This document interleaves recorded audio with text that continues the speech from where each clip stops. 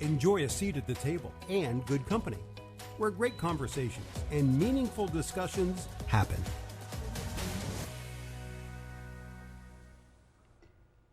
Welcome to And Good Company. I'm Sarah Fiedelholtz. We all know a great dinner party isn't really about the food. It's about the people seated around the table engaging in lively discussion. And Good Company gives you a seat at the table to enjoy smart and engaging conversation as it happens. I am pleased to be in the company of Tony Hudson, who is the Executive Director of Blue Jacket, Inc. Welcome. Thank you. So let's start with a little bit about, why don't you tell me a little bit about what is Blue Jacket, and then let's talk a little bit about your background, and because I think it's very interesting as it relates to the work that you're doing at Blue Jacket. Sure. So Blue Jacket, coincidentally, is named after a Shawnee war chief.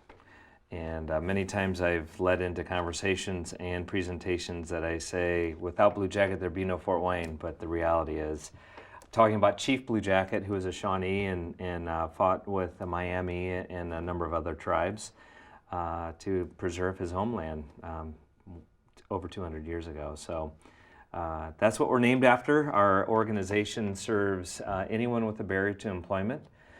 So they can earn their chance at gainful employment, and been around for almost 16 years now, and no longer, I guess, feel like the new kids on the block. So we have a cornerstone pre-employment training called the Career Academy, and every single client that goes through our program, they enter in through the Career Academy.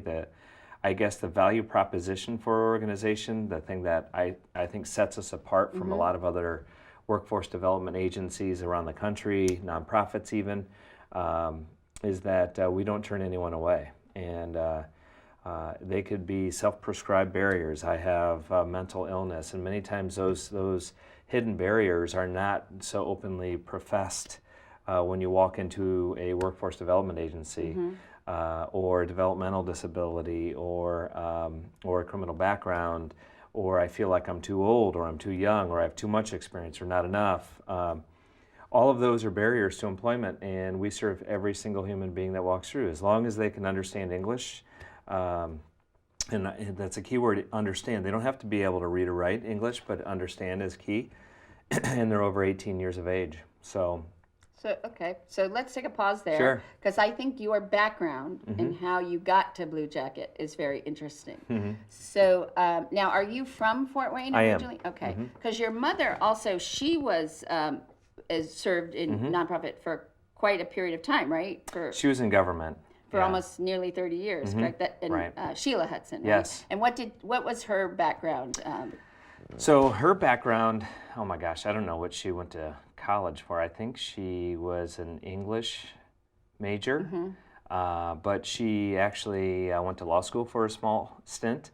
Her background, she started at Allen County Community Corrections, which was the government institution that she was at for, I think, 28 years. After a number of years working in and amongst the criminal justice system, her father, J. Byron Hayes, was a prosecuting attorney. So here in Fort Wayne? Here in Fort Wayne, okay. Right. In fact, something I think is pretty awesome. He was the only, his father, C. Byron Hayes, and himself were the only prosecuting attorneys that were Democrats elected to that office ever in Allen County history, which is pretty cool. But so she was raised with a man who loved people, and when he went back into private practice, she would tell me how often individuals would walk up with like a chicken coop and pay with chickens, and if they didn't have the amount of money to be able to pay for his services. And so that's the way she tried to lead as well. And I vowed in high school, and I thought that I was going to actually go into law enforcement, believe it or not. Right. Although you really thought originally you studied art. Yes, well, I did. I actually got 2 degrees in fine art. So I taught for a few semesters for a man I love, who actually is on one of our committees at Blue Jacket. And who was that? Rick Cartwright is his Okay. name, and so He's very involved in the community. He is. He does a lot, yeah. He Okay. is, yeah. And so I work for him. I was actually a work study and graduate. I was a graduate assistant to him, and then I taught figure drawing and intro to drawing and advanced drawing and stuff like that. So you thought you were going to be in law enforcement. Yeah. And then you got pulled away by the arts. Yes. Is that how it? And then Yeah. and so then, what happened? Well, let me say this. I thought I was going to be in law enforcement until I started getting in trouble in high school. And then I realized I probably wouldn't make a very good cop. But I loved working with and serving people from the State Developmental Center back in high school. My grade school principal, his name, I almost gave him the wrong last name, but Eugene Berger was his name, Gene Berger. And he was principal down at St. Paul Lutheran School on Bar Street. And he would bring them up to a day camp, and he mandated that I had to work every summer. So I ended up working for them. And then in the summer times, I worked at, before it was Easter Seals, it was the ARC. And I was volunteering, but then I ended up working there, and I fell in love with that job. So I ended up majoring in psychology, and then in my undergrad, and I was taking kind of a blow-off class, blow-off art class, and I literally got slapped upside my head by the professor, who said, "What are you doing not majoring in art?" And I was thumbnail sketching out what I was going to create out of clay, and he, "What is your problem? Why aren't you a fine art major?" So I ended up loving fine art, and I still do. I'm still desiring to get back into creating, but I love, I actually met my wife at graduate school at the University of St. Francis, and I realized that that's probably one of the main reasons why I had to go into the field of art, was to meet my wife. So 20 years we'll be married, and so yeah, back to criminal justice. I worked at Allen County Community Corrections. Which relates how we get back to your mother. Yes, yeah. Because in some ways, I think you worked actually. Did you work with your mother? I did, yeah. Okay. So so talk about that. So when you decided then that you, after you taught and you worked, you decided to go and work with the Allen County Corrections. So what was your role there, and then how did your mother? What was that like, working with your mother? Well, my mother and I to this day are very close. We talk daily, and she's incredibly close with my children. So we had a wonderful relationship. It was odd. It really was. A lot of people thought that it wouldn't have been able to work. You know, you're working with your mother, and we had this pretty incredible relationship. Sometimes, you know, you have the middle child syndrome show. I was a middle child. You have the middle child syndrome show up on the job. Right. But you know what? She, being the executive director, she had a high level of expectation. She was an innovator. Being in the criminal justice system, a female in the criminal justice system who was really trying to push the reduction of recidivism. So that was, she was pushing it and this was in the late 90s, right? Late 90s, correct. So beginning in the early 90s, she was with Judge Ryan and Judge Surbeck and the judges who were saying, and Judge Scheibenberger. Judge Scheibenberger was instrumental in bringing to life the drug court. Judge Surbeck was instrumental in bringing to life the reentry court initiative. And was this like before the, because in the 90s was really when they started those mandatory sentences, and where judges really didn't have as much leeway, and really the 3 strikes you were out, no ifs, ands, or buts. So she was really also sort of some ways fighting as that was coming really into play, right? Well, we never had 3 strikes here in Indiana, but there was always, in a sense, good time credit, and for as long as I've been around the criminal justice system, I've seen a lot of suspended and executed sentences. Suspended sentences meaning that, okay, you don't have to serve this time, and many times you'd have to go through this mental calculation. Okay, the judge just gave this guy 8 years, which means that he'll probably serve 1 in prison. That's what I remember back in the 90s.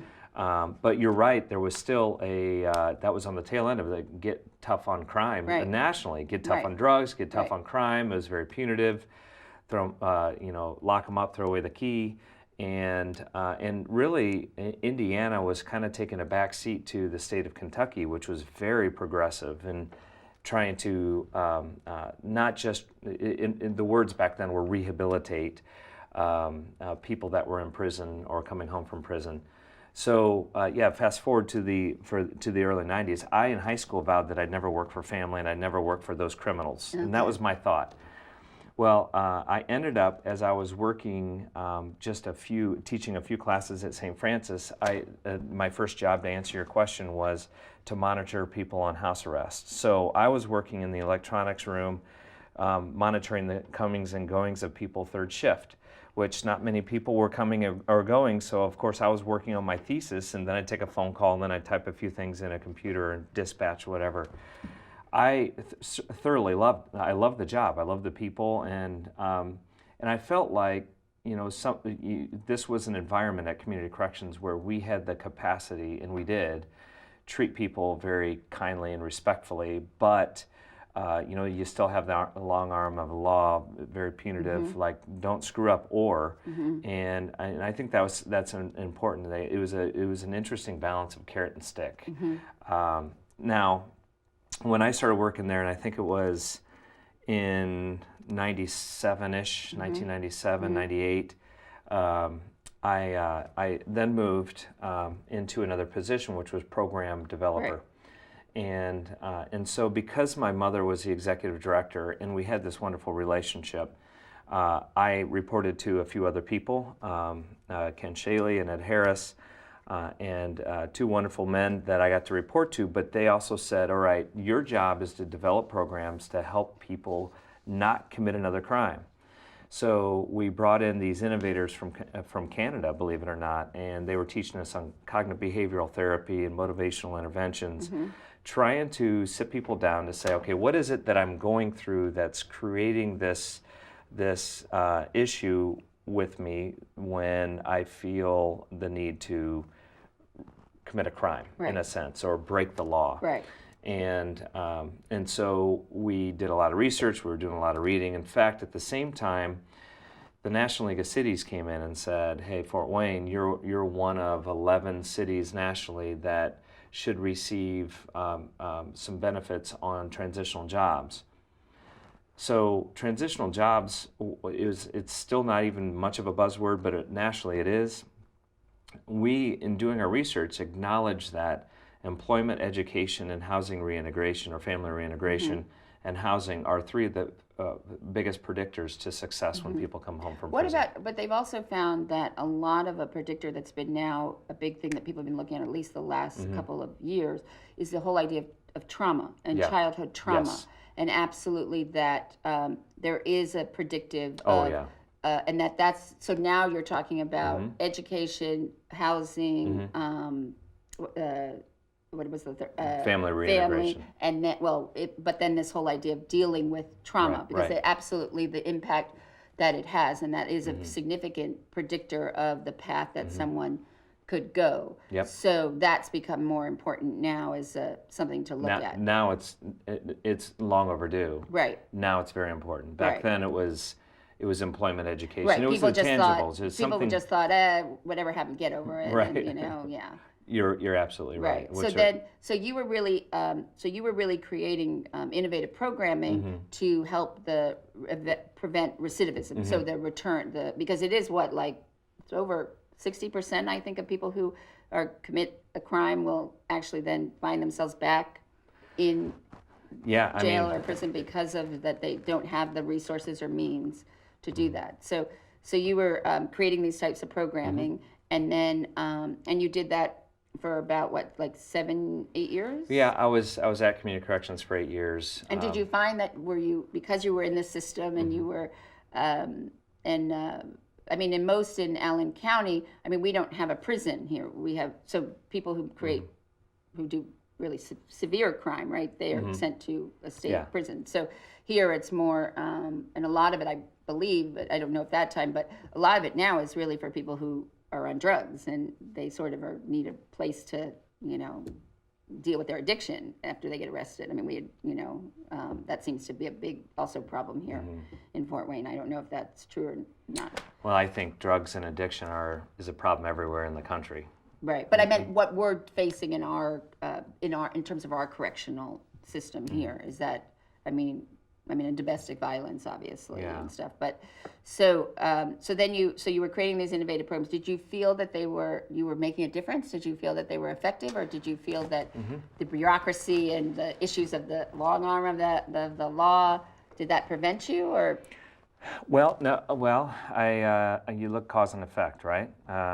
You look at the successful programs around the country. The Center for Employment Opportunities in New York, and Transitional Work Corporation, Pioneer Human Services, Safer Foundation in Chicago. I mean, these are all innovative organizations that are looking at the whole person, saying we're going to do this through the conduit of employment. So we piloted an employment program using those best practices, and so they shared their information. They allowed us to visit, and so trying to provide an employment program which was seeing success inside of county government was great. But it's really hard to go to an employer saying, "Hi, I'm Tony from Community Corrections. Will you hire Johnny, who committed a crime?" And we acknowledged that was one difficulty. Another difficulty was funding, because it was tough to shake loose. You know, you'd have to go to county council and say, "We want property tax dollars to pay for this employment program," when we would want the county taxpayers to say, "Well, hold on a second, why don't you get grants or find another way to fund it?"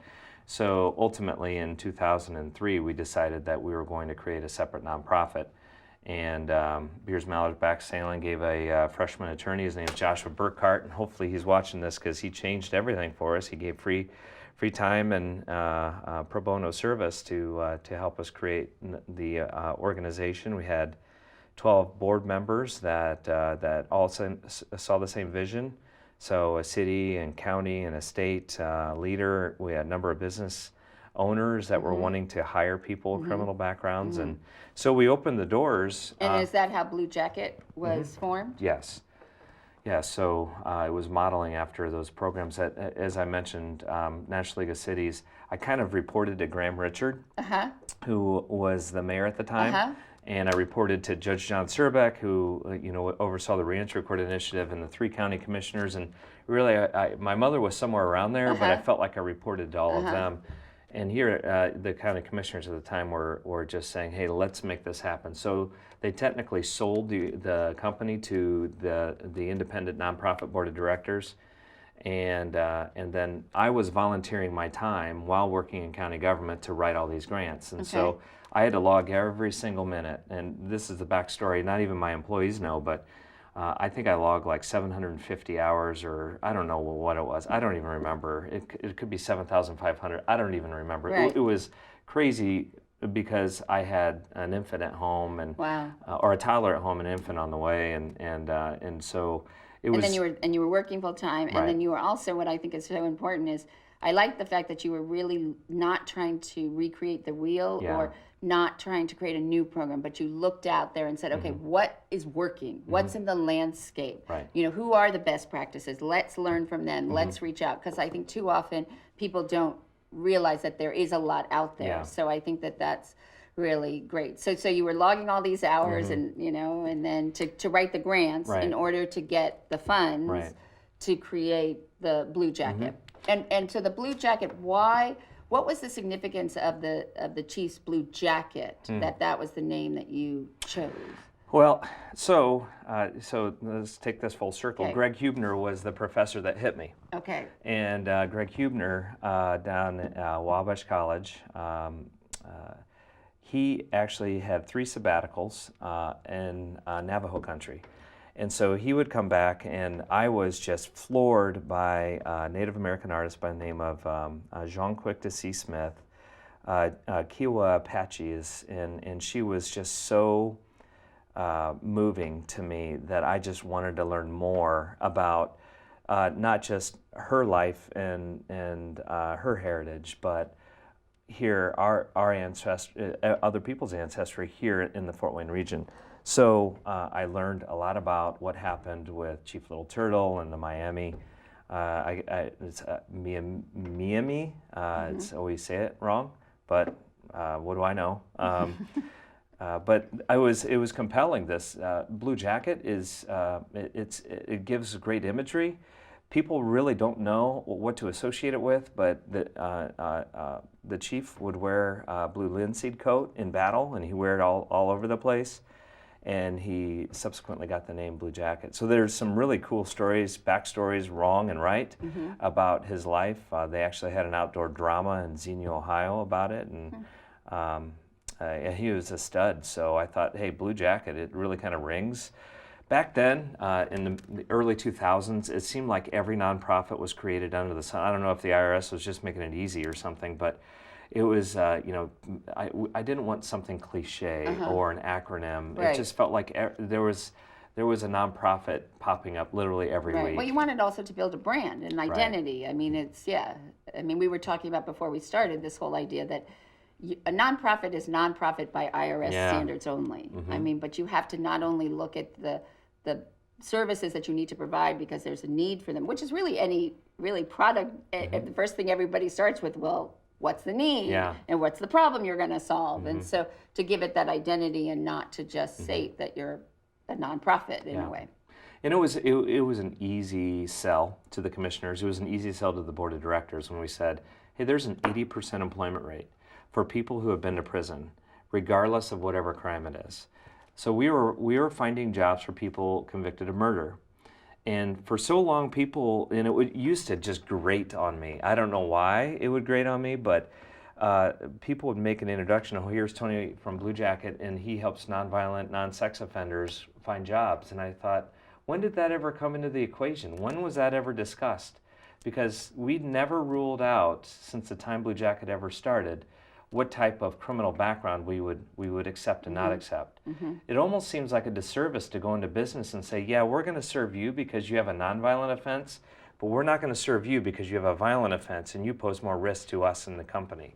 In fact, those with a serious violent offense, one offense, is statistically less likely to commit a new crime and statistically more likely to retain employment than someone who has a series of mistakes. Or like petty crime, right? For petty crime, right. Small misdemeanors. So the whole idea of Blue Jacket, though, did it originally start with helping people, was it always targeted to everybody, like to get, who needs employment, or was it targeted to those who really needed a second chance and then evolve? I mean, when you started, because you were working in the corrections, was that where you originally started, or? When we started, and I read the application of the IRS the other day because I wanted to make sure that I was factual with this, but when we made application, part of our program plan was within the first 7 years of being in business, we were going to open up the doors to anyone with a barrier. When people heard that we were creating this program, this Career Academy program, which was almost in a sense life transformational, it really is not a magic bullet program. It's not the magic sauce that changes everything in the world. But what it does is it builds someone's confidence. It helps reorganize their thinking, it helps structure them. And what it does is it implements all of those hidden rules people don't get when they walk on the job, or if they've never had a job. It's all those hidden rules that institutions of employment and education expect. They're in a sense, the middle class hidden rules that people don't really normally talk about. Now, traditionally, though, if you served your time and then you were rehabilitated in a sense, and then you're on probation. I mean, and they all, your probation, don't they help you get a job? I mean, isn't that part of what the services that they're supposed to give you as you're re-entering into society, to help you find housing and get your education and get a job? So were you working parallel to those, or did you feel that they weren't doing it, or did you feel that the way they were doing it wasn't effective, so you went and created this new way of thinking about this? That answer is so complex. So let me go back to, we had an anticipation to open 7 years into our business because there were a number of halfway houses that were saying, hey, what you're doing, it's really awesome. It's really impactful, and you're getting a lot of people jobs. That's awesome. So we want to be a part of that. 1 second, because what I want to understand is, what exactly were you doing? Like, was it one-on-one? Is it therapy? I mean, what exactly entails, especially in your academy. Right, right. What is it that you actually are doing Good that's question. different? That's wonderful. So the Career Academy, back then it was called the Employment Academy. They're in a classroom setting. Everyone arrives on time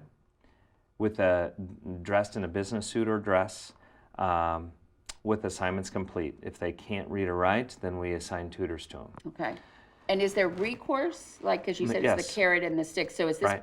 is this how you worked with judges who said this is a condition of your probation, or was this, or they just would get thrown out of the program? I mean, how did that, to get them to show up and do what they were supposed to? And Yeah, so I guess there is a different motivation for someone. There may be a different motivation for someone who is active in the criminal justice system. So back then, we didn't assess the difference. We didn't have a control study or anything like that. But yeah, it's hard to imagine what the motivations would be. But yeah, it's having one thing that we've never done is have a judge actually order someone to the program. Okay. We don't want people ordered to a program, because when I'm ordered to do something, I do the opposite. Right. So I acknowledge that. right, but do they get rewards for it? Like, because I know, like, some people don't realize, like, if you're put under house arrest or something, you have to pay for that monitor. Like Yes. they paid the criminals right. paid for you. Yeah. Or they have to pay court fees, or I mean, or even if they're in jail, they have to pay Right. back all those fees. So not only when they come out, do they Yeah. not have the opportunity of a job, they're also in debt. Right. So are there ways, like, if they do your program or things like that, what's the carrot? So let's go back to community corrections. Okay. It's one of those real economic decisions to say we have about 30% employment of all the people coming home from prison. Now, community corrections back then was serving people at front end, so they were sanctioned to the program on house arrest, and they had people coming home back end. Okay. And it was really neat how there was a hybrid of parole, probation, community corrections, as well as mental health and the faith-based community under the Reentry Court Initiative. I don't want to undervalue the Reentry Court Initiative. That's where we had a lot of our eggs in that basket. In 2001 is when it all started.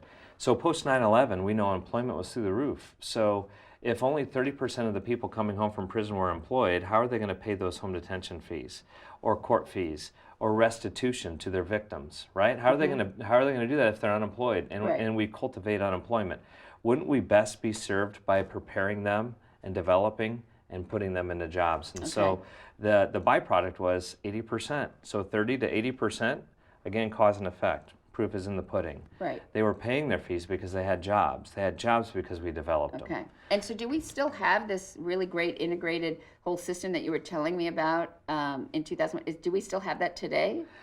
Well, it's changed, Okay. but the Reentry Court Initiative is still around. I know the courts they have some pretty incredible leaders, some pretty incredible judges. So the very interesting thing, since the moment that I left the county, I have been full bore into serving anyone Okay. with a barrier to employment. Okay. Rewind back to when I was in high school. I thought there's a number of people out there that don't want to be in a sheltered workshop twisting widgets together all day Right. long. Right. So there are people with hidden disabilities that say, I'm viable too. I want to work. Right. And who's touching that? Who's reaching out Right. and pulling them in and saying, we can make you a productive human being. So what's the Career Academy? What do we do? Right. Because you have people with lots of different levels, lots of different skills, lots Right. of different backgrounds. Okay. Yeah, and we throw everyone into one room. Okay. So you can imagine what kind of environment that's in. But Okay. it is the most powerful testimony to transformation that you could ever imagine. So you have someone with 3 college degrees sitting here, and then you have someone who dropped out of the 3rd grade sitting here, someone with face tattoos behind you, and someone who has been, I don't know, in 500 different jobs sitting in front of you, but everyone was presenting a barrier. Which is that they So- could not get a job. They could not get So a you job. start with the Right. commonality. Okay. Right, and so we piloted the Career Academy, then the Employment Academy at Community Corrections, spun that out, we bought it. I was on the board, then I became the executive director. The board, hired me and made that happen. So what does it look like today in 2021? And the Career Academy still is the purveyor of soft skill training. We entertained a few times with government grants and other types of grants that we would get into actual industries or actual trades or crafts. And what that does is really pigeonhole our focus and who we prepare for what industry. Meaning we got into construction one time. We got into welding, but then there's a lot of other people over here saying, hey, I want to get into light industrial, or I want to become an office clerk, or I want to get into accounting. If we're focused over on construction, it's very difficult for us to serve everyone else that wants other type of work. So like the other best practice programs, we focus on transferable soft skills. Okay, so you mentioned some of those hidden middle middle income kind of cues.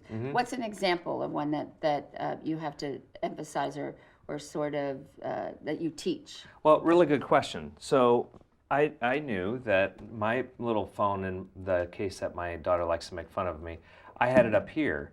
The cue to have it up here means that this could become more important than you. So of course I put it down over here to make sure that, and you saw me turn it off. But most people don't do that anyway. I mean, that's a cue. That's something everybody needs to learn.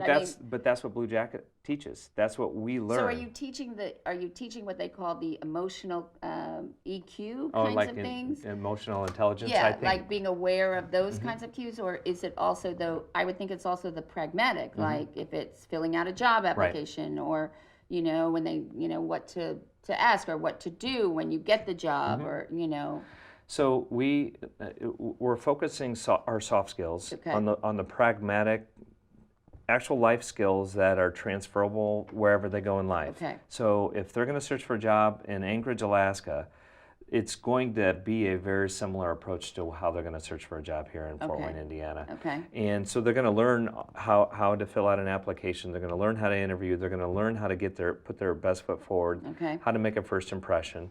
Unfortunately, I'm wearing a polo because I'm going to be doing some manual labor a little bit later today, and I apologize. But you're also wearing one for Blue Jacket. Yes, I am. Hopefully, I'm representing. But normally, I'd wear a tie, and so.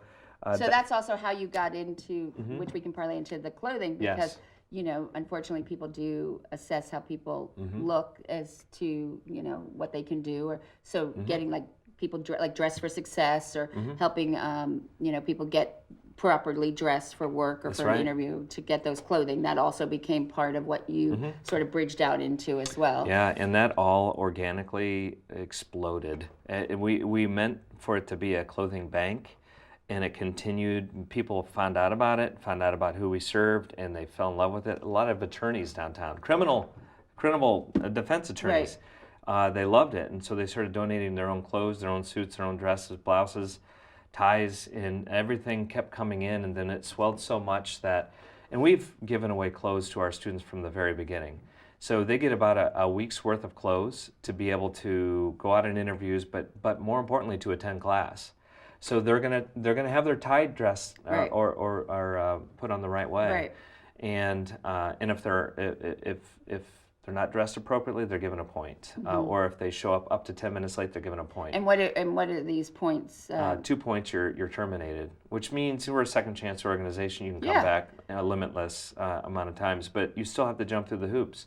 What you're telling us is that you're not ready for work. If you can't show up to our class on time, as we are then lobbying for you to the 68 employers that are actively hiring through Blue Jacket right now, if we're lobbying for you and you can't put your best foot forward with us, it's kind of difficult. Okay. We've had a number of nonprofits say, why don't you meet them where they are? Why don't you give them a little bit more flexibility?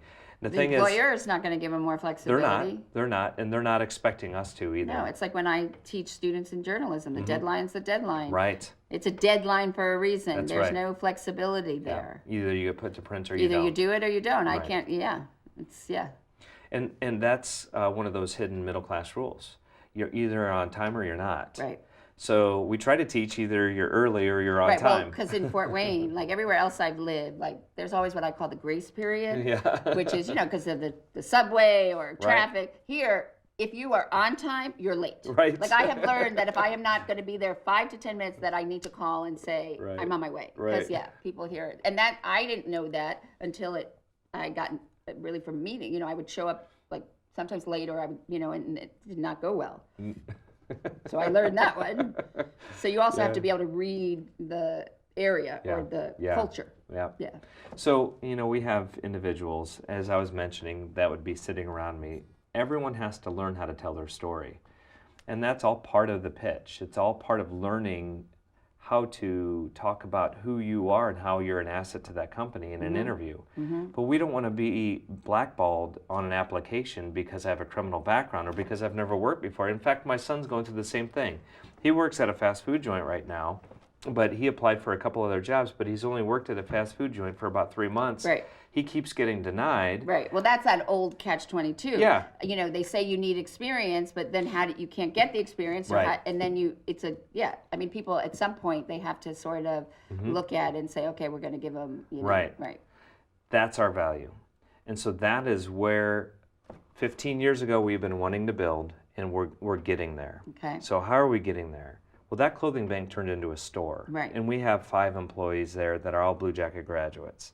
So not only are we giving free clothes to the students, we're selling really nice clothes to the general public. Yeah, In very fact, nice. I have shoes on that I bought from there. No, I was looking online, and you had, a St. John jacket. You had some Coach stuff. I mean, I was looking just to see what you were selling online. I mean, obviously it's not as robust as, but no, I mean, and I sort of think this whole thing about it also, if you want to, the secret is knowing where the thrift or stores are located, because it's whoever, we used to, in Miami, there were certain like stores you would go to because of the women who lived in that area. Yes. Because they drop off at the easiest place. Yep. So what you would find, You're absolutely right. And you had some stuff that even had the tag still on it. I mean, which is, you know, so, but that gives you a way where also then you're creating, not only are you helping them prepare for employment, but you're also creating avenues to give them employment. Right. So that it makes it, you know, or maybe for those who might be a little harder to place, or someone that you can have a job for them. And so you've created your own,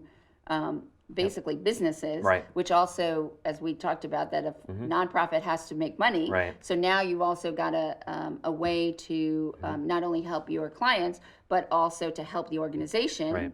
And then you also are helping the environment, because the worst thing in landfills are clothing materials. Right. So you're really making that really a win-win as well. Yeah, it is. It is our ultimate goal that. And this was through a strategic planning retreat with the board of directors 2 years ago, is that we're going to get to 100% employment of all of our clients. So let's talk about the person like my son.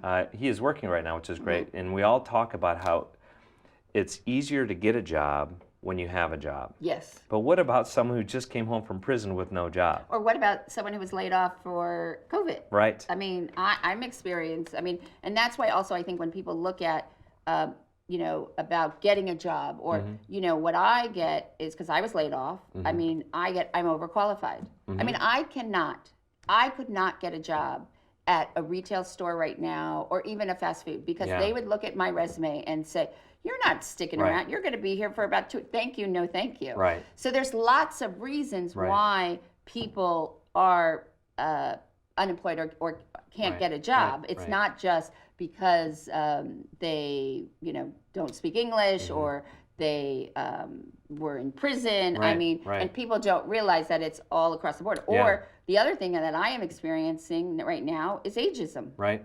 Because I joke, I am a middle-aged, and also, you know, based on race, you know, I'm a middle-aged, white, overeducated, expensive person. Nobody is looking at me. Right. And I'm facing this right now. You know, I don't necessarily need someone to teach me the cues about interviewing or writing a resume or a cover letter. Right. But still, it's, you know, this is what I've been struggling with for the last year. And so when you know, they say, oh, they're going to get rid of this extra money that the government was giving you because these people are sitting home and don't want to work. I'm like, hello, I'm one of those people. Right. So I think that's also what we have to sort of also shift, is that understanding of who it is. Now, yes, your resources would be more for people who aren't as well educated or been working in a professional way for 30 years. But the barriers are still the barriers. Right. So yes, you're right. And so you also, I mean, so you're not only helping them teach them, but then you create businesses. So and then also during COVID, you sort of pivoted because then really nobody was working, Right. but you really came up with a very innovative idea. Tell me about that. Well, thank you. It's a fun place to work, so we're always pushing the envelope and making things better. We've been cleaning at the Embassy Theater for 6 years now. It's been an awesome relationship, I think 6 or 7 cleaners, and a wonderful relationship. We've had a few failures, and because they're a nonprofit arts-related organization, I don't know if you've ever met Kelly Updike. No, I have not. Oh my golly, you need to have her here. Okay. She is one of a kind, but so graceful, gracious with our clients, and part of the journey for anyone's life is they're going to screw up, and it's having grace when they do screw up and say, okay, you screwed up, here's your consequence, and oh, by the way, we're not going to judge you anymore for it. Let's move forward. Right, and that's the other thing, because when I always say, people will say they forgive you, but they don't forget. Yeah. I mean, Yeah. there's really it's always conditional. Because Right. even when you argue with your wife or your, somebody, and then you say, and do you remember when you did it? And you're like, wait a minute, I thought we resolved that issue. So there is that people, when you say you're going to give them a second chance, Yeah. you've got to really step up and mean it, because we don't. We may Right. say it, but yeah. Yeah, it's really kind of cool when you're able to hire people on staff who are actually graduates who needed a second chance. Right. So, it's part of the ethos, it's part of the culture, it's who we are. Right. So we created a cleaning business. In fact, we made a phone call to Fullinger Foundation and said, hey, we have this crazy harebrained idea. So you talked about businesses, social enterprise, that's what we want to do. Right. So right now, 85% of the people that go through our program are employed. That means there's another 15% of the people who aren't. Right. That means they're sitting at and home. And for the 80% that are employed, what kinds of jobs are we talking about? I mean, are they... It's across the board. Okay. It's across the board. So so these are not just typically what people would think are on a factory line or working, putting widgets together. Right. I mean, these could be people who are interacting with the public or doing service or restaurants or cooking, so it's across the board and it's also across the board of, it's from entry level or no higher education required to probably people like me. Yes, you're right. You're right. Right. Yes. And that's also what's important for people to understand. Yeah, we're not looking for just entry level work all the Right. time. That's what we want to build in house is the entry level work. Right. We want to build that in house. So they get that experience like your son, so that then he can go and say, right. Well, that's also partly what internships used to be, or apprenticeships used to be, which for lots of reasons, some people do them, some don't. Right. But we used to have apprenticeship programs. Right, and those apprenticeship programs often are subsidized by government funds, right? Right. So when there's a realignment of focus or realignment of priorities, those apprenticeship dollars just kind of fizzle away, or there's too many hoops to jump through for an employer to say, okay, I'll take that grant to be able to take this person on as an apprentice. Right. Now, which is why also when we talk about this idea that you have to be a nonprofit, but a for-profit within a nonprofit, because let's say, that's why I was asking you, like with the programs at Allen County Corrections, because even if you had this really incredible program and you were proving that you were, recidivism was down 80%, they'd be like, well, we don't have the budget for it, sorry. Right. And so this way, so that you really are also creating these ways that you're getting, because you said that with the cleaning business, originally you weren't charging for it, correct? Or you were? We've always charged the Embassy Theater. Okay. So when COVID did hit, though, we did get a grant for it. And so here's what, it's a crazy thing that happened. So when I mentioned Pioneer Human Services, we went out to Portland, we meaning this contingency from Fort Wayne, we went out to Portland, Oregon, and we saw all these sites that had these social enterprises that were in business for the purpose of hiring people with barriers to employment. And that blew me away. And it's just the concept of a social enterprise. What is a social enterprise? Well, it could be a for-profit, or it could be a nonprofit. Probably the most famous for-profit is Ben & Jerry's.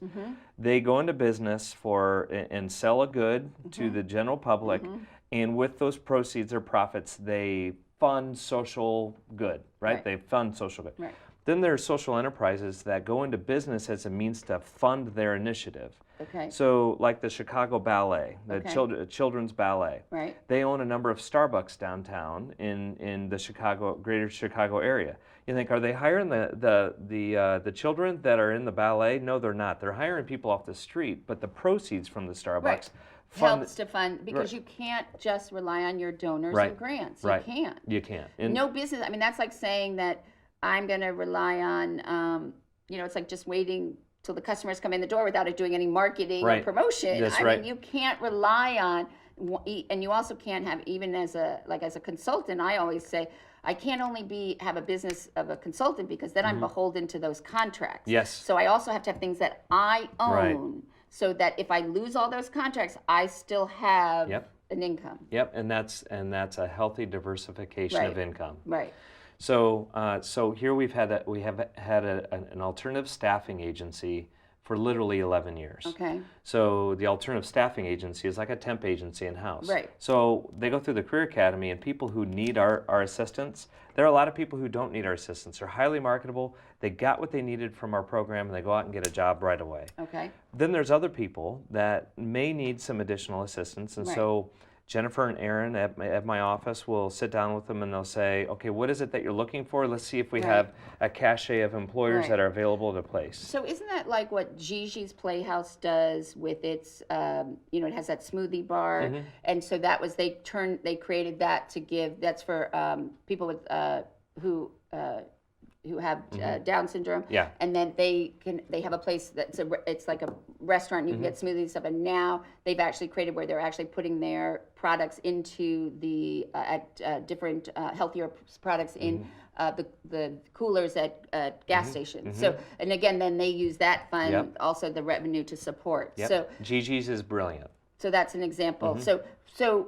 So when you're saying that, when you look at this social enterprise, or the creating this business entity for people, so what kinds of so obviously cleaning, that Yeah. what other kinds of businesses are you looking at, or Good question. So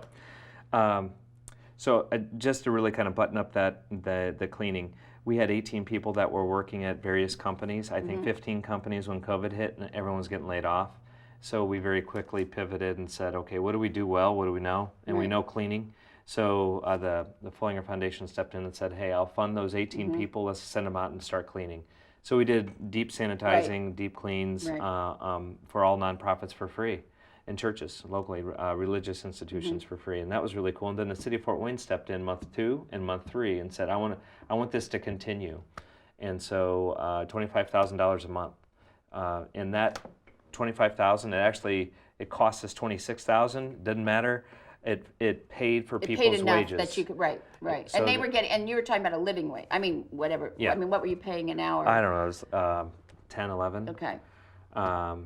And they were very happy to do it, because they were cleaning places that were like Community Harvest. I mean, Right. they were active. I mean, they were open. They had to be open. They had to be cleaned. They had to be turned over and sanitized consistently. Right.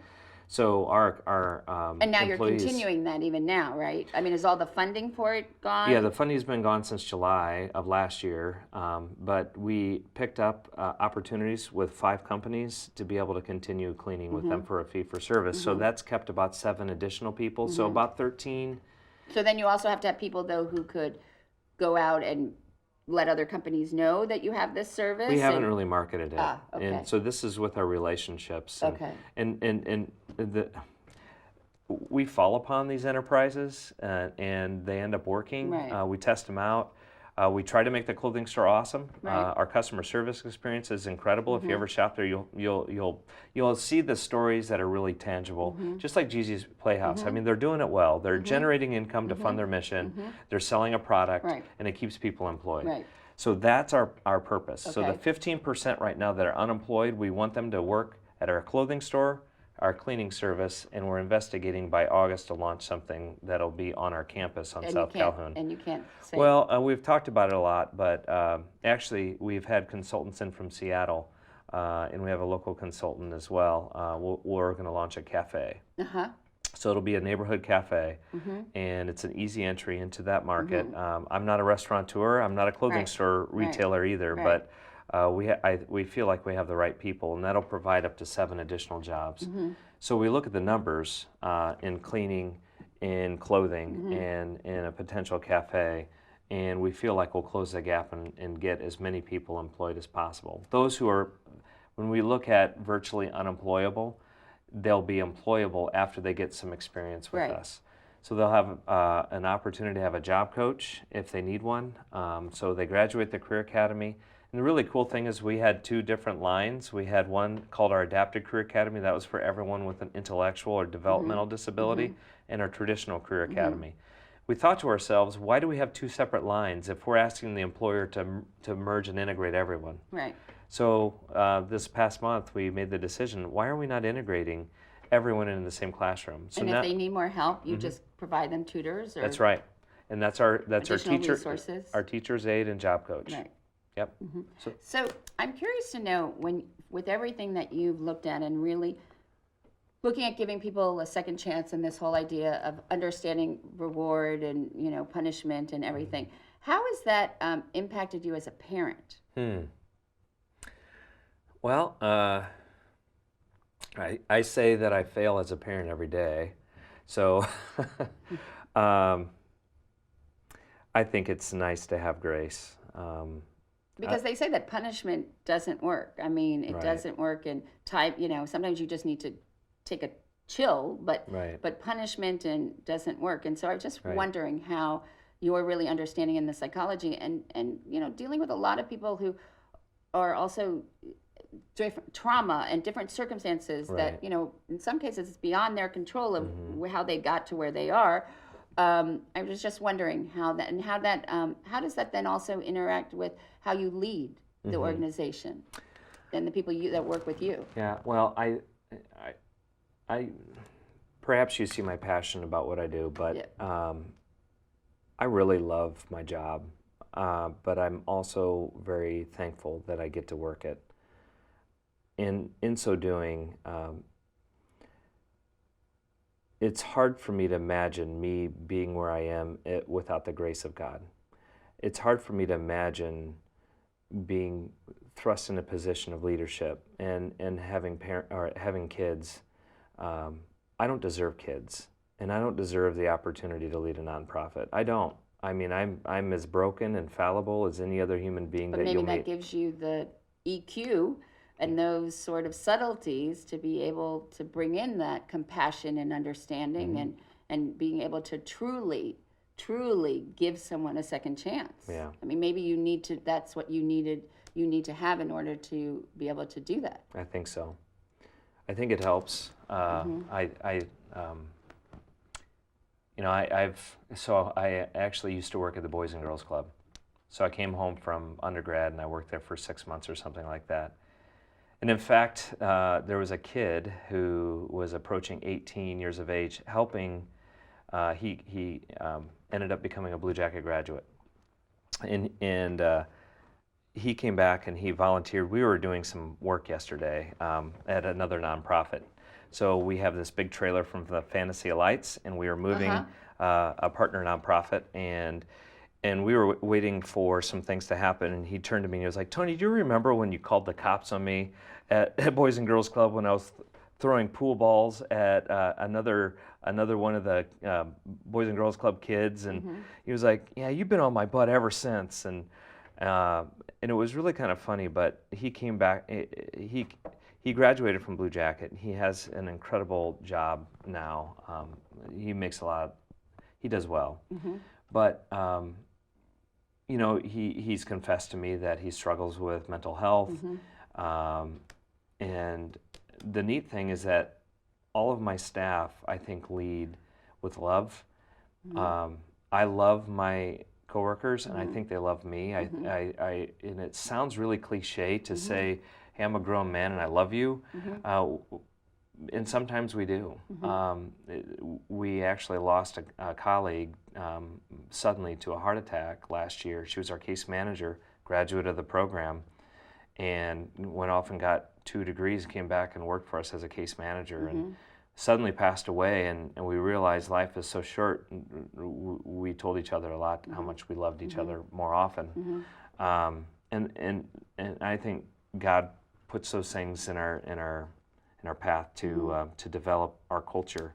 But I like the fact that you also don't diminish the fact that you're very resourceful, because you said you have this truck that you use for Fantasy of Lights. Well, Right. that's not being used right now, but another nonprofit needs to move, Yeah. and so you could pivot. And I mean, I think that's also being able to really utilize your resources, and I think that's just like you said with the clothing, and now you have 2 stores, right? Just one. Just one. Yeah. But I think it's so great how you can pivot in that way, or the cleaning service, or I think that's really also having that sense of flexibility. So we wouldn't be able to do all this if we didn't have an innovative board of directors. Right. We wouldn't be able to do this we have 3 accountants on the board, but they are incredible human beings that embrace that I'm somewhat entrepreneurial. I love to take risk. I love to generate income. I love to not be dependent. I don't know if you know this or not. When we first started, we got a huge Department of Labor grant. Almost 75% of our funding came through this grant, 3-year renews, and we decided to turn our backs on those funds. We were almost all government funded, government grant funded. And it wasn't a bad or good thing, but it didn't fit us very well. And it was making us serve, for example, it was telling us that we couldn't serve the violent Right. offenders. Well, we want to serve people who have violent offenses. Right, because certain grants come with certain conditions. Right, and those conditions didn't fit us, Right. didn't fit our Right. mold. So we're now 0% government grant funded, and earned income. I really love being able to make the money rather than, it's not my style to beg for the money in a sense. But we are getting better at that. We're allowing a lot more people to step into opportunities to give sponsorships, and Fantasy Lights is huge. Yep. Fantasy Lights, we hire 18 of our clients to run it. We expanded into a big Christmas market this Right. year. A lot of fun things are happening. So the board really embraces it being entrepreneurial. I don't think we'd be able to pivot so quickly Right. if the board wasn't on board. But the cool thing is we have our eyes on the strategic plan. We know what we want to do this year. We know what we want to do in 5 years, and our eyes never come off of it. But as long as we're inside of what we want to be doing, Right. we can change relatively quickly. Right. And that goal is to help those who were originally unemployable to become Yes. employable and to get jobs. Yes. Yep. So at the end of each And Good Company program, I ask guests the same 12 questions that were popularized by the French novelist Marcel Proust. And he believed that these would, by answering these questions, we get to see somewhat into your true nature. What is your favorite word? Oh my, I'm not prepared for this. Nobody's prepared for it. It's supposed to be right off the top of your head. Well, I just said the word love, so we'll say Okay. that. What is your least favorite word?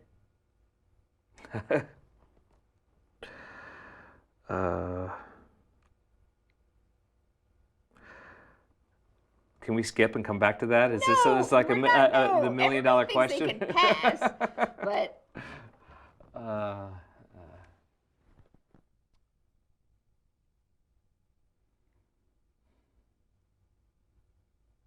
The N word.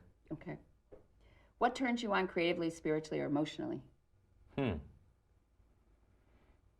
My wife. Okay. What turns you off creatively, spiritually, or emotionally?